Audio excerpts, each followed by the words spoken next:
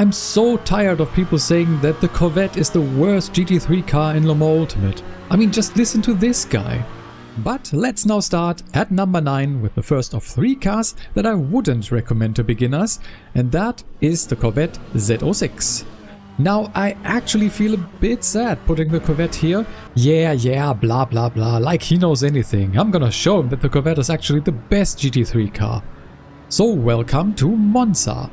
And yeah, I probably won't be able to keep up this bit anyway, so let's just give up on it now. Yes, I said that I think the Corvette right now is the worst out of the GT3 cars. And I said and meant that I really feel bad of putting it there.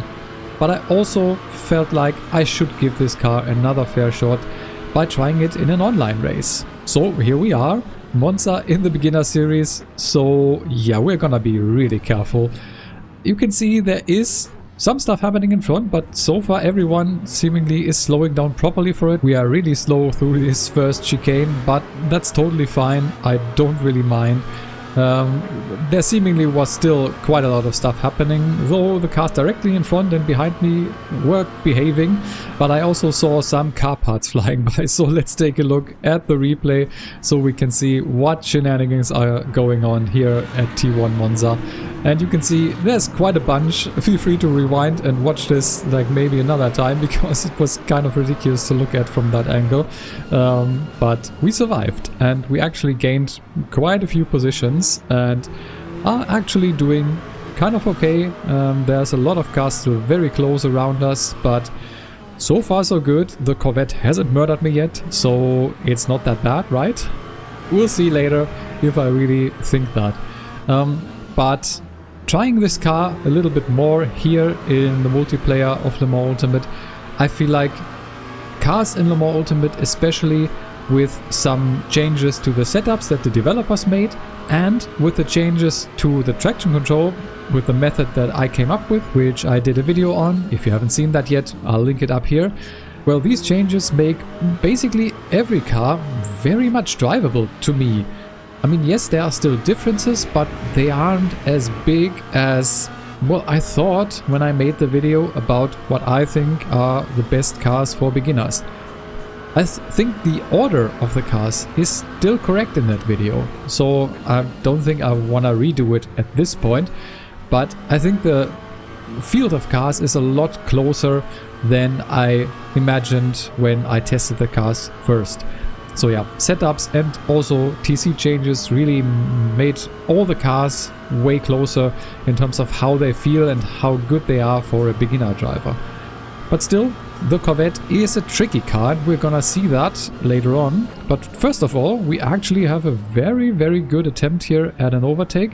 I leave the McLaren a lot of space because I'm not quite sure if he's gonna try to stick on the right side of me, but he isn't. He decides to back out in that chicane. And yeah, I was just able to brake a lot later than he did. Not quite sure if he was just very cautious or if I was actually that late. Didn't feel that bad, but yeah, nice overtake, I would say. And we are already up into P9. And you saw we started kind of far back. That's because qualifying was kind of messy for me. First I had some issues with my recording software, and then when I came back I actually had to restart the game. I had problems of the car just not wanting to go. There was just something else going on, so I had to restart again, and then only had one lap of qualifying, I think, which I botched and only was able to do a time that's like 10 seconds lower than I normally would. So we started almost all the way at the back. You're gonna see now what the Corvette sometimes can do if you're not careful, and that is, I lost it almost. Good save, I think, over the curb. I lost a little bit of traction, I guess, on the back. Well, the car started sliding. I was feeling it immediately in the force feedback, which is awesome. This is exactly what I want from a game, and I was able to catch the car. So overall, that was pretty good. But, well, the situations aren't over, and well, decision-wise, this was probably not the wisest of mine. Around the outside in Parabolica, that's kind of tough, and yeah, losing out not only to the McLaren but also to the BMW, who is now also pulling ahead. Well, outside of Parabolica seems to have not that much grip, and also, well, you're taking the outside line, you're you do have to travel a lot further, and you still need to be very careful so you don't run too wide on exit. So yeah, my exit was also very much compromised. So we did fall back a couple of places because of both that slide incident in Ascari and then also in Parabolica with, well, just bad decision making in my opinion. But we are still on the tail of this BMW. But now comes probably my biggest mistake in this race. You can see I decide to brake alongside and try to go side by side through the second chicane, which that is not a great idea. You can see here from the replay, from my perspective first, I don't leave him enough space, or I just don't take a tight enough line. You can see the BMW here. I don't think he did anything wrong. He left me more than enough space, so kudos to him. That was just 100% on me. Why did I even go for that move? It really wasn't necessary. I could have just stuck behind the BMW and maybe went for a move at a point where it's actually more feasible. Or if I decide to go for that move, I should really be more careful and, well, just take the space that I can take. I mean, side by side through that chicane is tough, and normally you shouldn't do it, and if you do it, be more careful. So yeah, definitely a big mistake by me. That's not on the car at all, that was just me. But the car overall, let's talk about that now. Actually, as I said in the beginning, with the changes to setups and the traction control changes, I feel quite comfortable with the Corvette.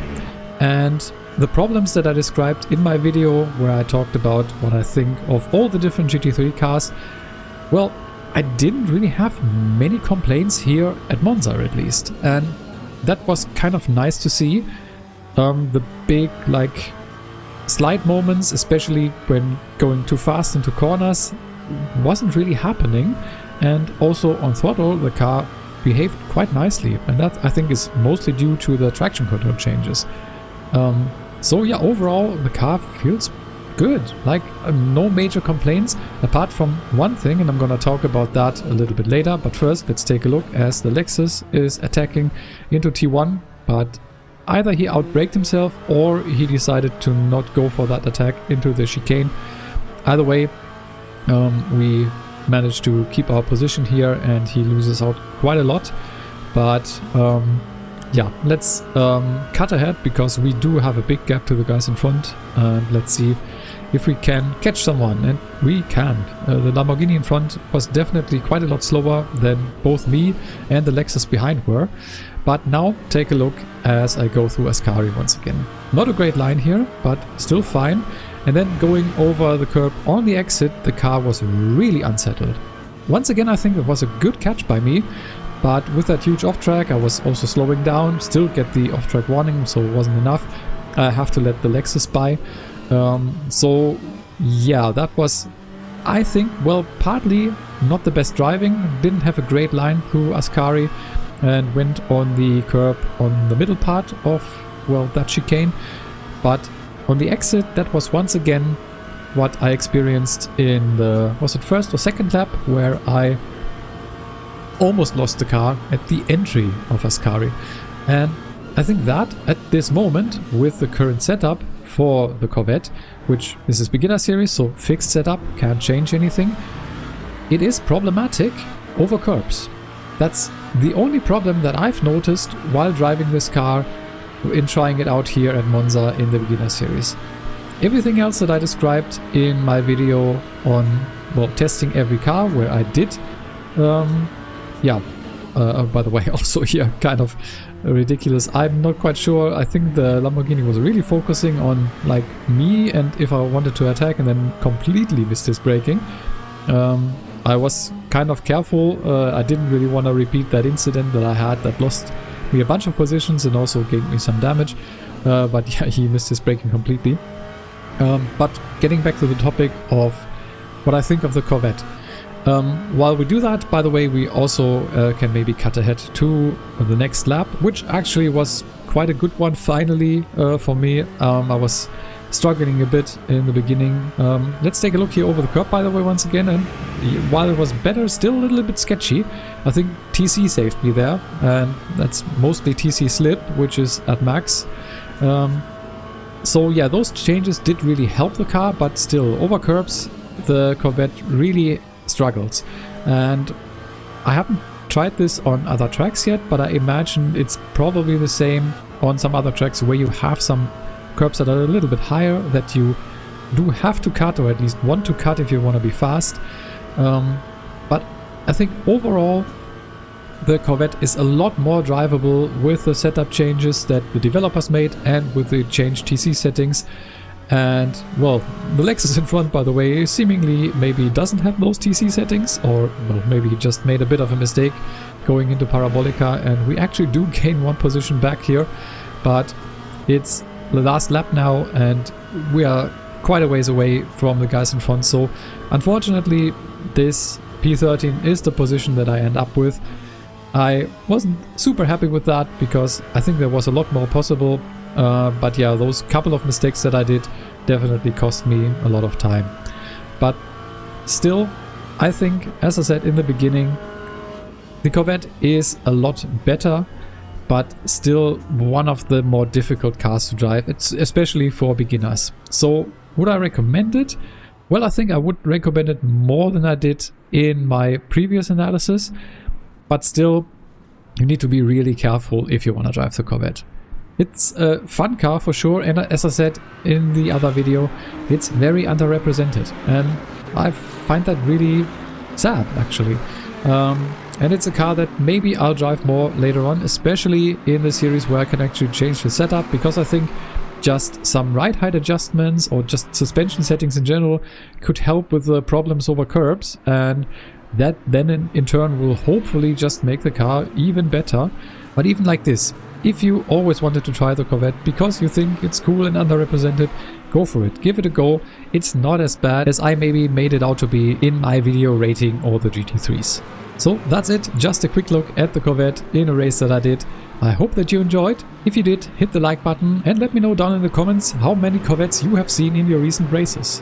For me, there really haven't been many, but maybe you've seen more on track. Let us know down in the comments, and also if you want to see the Corvette being more popular. But I don't want to drag this video out any longer, so I just want to thank you a lot for watching. I've been HD Racing, and I will hopefully see you in the next one.